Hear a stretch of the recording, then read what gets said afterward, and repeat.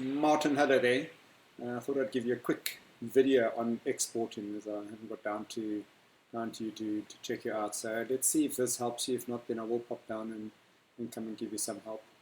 So this is the library view of my Lightroom. A whole lot of photographs there. If I make the thumbnails a bit smaller, you can see a whole lot. I could go along, for instance, Command A, select all of them and export all of them. For purposes of the video, I'm not going to do that. So let me just choose one photograph there and then go through the export folder, the export module. So I right click on that photograph, and down here you see the option that says export. You know how to do this. I choose export. So now that brings up the export window. And first thing I can choose is where I want to save this by going on to choose there. You can select your folder that you want to do. I'm happy that this is going to be exported to the desktop. And I could rename it if I want to. We're not doing anything with video. The interesting bit that you're going to be playing with for the file size output are these two over here, which is file settings and image sizing. So under file settings, I've got mine to JPEG, which is norm. You can also choose PNG. If you want to go really big and do TIFF, you can do PSD, which is the Photoshop. And DNG is like another raw type file, original. If you photographed in RAW, just leave it at the original RAW. So I'm choosing JPEG, which you would have chosen as well. I've left my setting on quality at 90. I wouldn't go less than 90. You can go up a little bit, but then it does make it a very large file if that goes up to 100.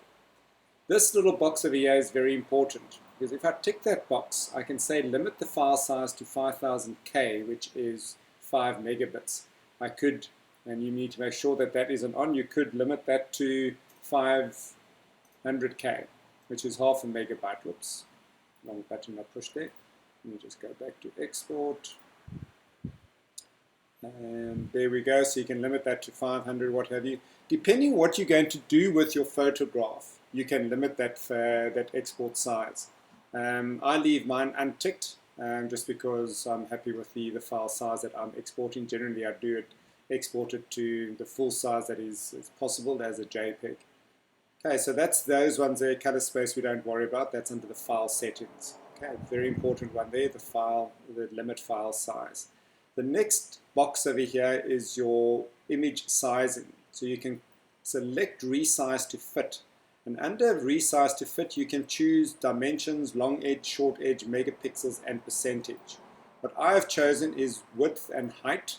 Okay, that's the first one, width and height. And I've said for the width, I want 20 centimeters and the height 30 centimeters. That should be the other way around, because the width should be 30 centimeters and the height 20 centimeters, because I'm doing a landscaped image. That's just what I choose if I'm doing photographs for events. That's large enough for electronic sharing of the photographs, what have you. However, you can choose this to whatever you want. You can put it in pixels, centimeters, width and height. You can choose pixels, or you can leave that unchecked, and then it just exports it to the size which is currently your file size. So maybe start off by exporting, checking off this limit file size 2 and checking off resize to fit.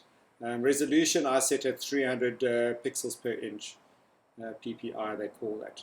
That's just standard. You can, if you want to, if you are exporting to be used on Instagram or used on Facebook, you can see my presets over here. I've got some for Twitter.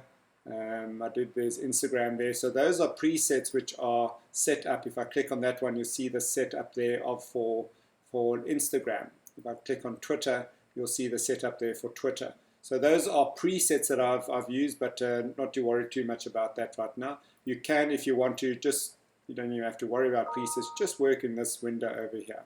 So try that. There isn't anything else that you need to do in this window for size. It's just those two options, and then you select export, and you'll see the window come up at the top left over here telling you that it's exporting 1 file or 2 files or 10 files. So this at the moment is exporting just the 1 file to my desktop. And there we go, there it's finished. So I hope that helps you. If not, let me know, and I'll certainly pop down and help. Thanks, Martin.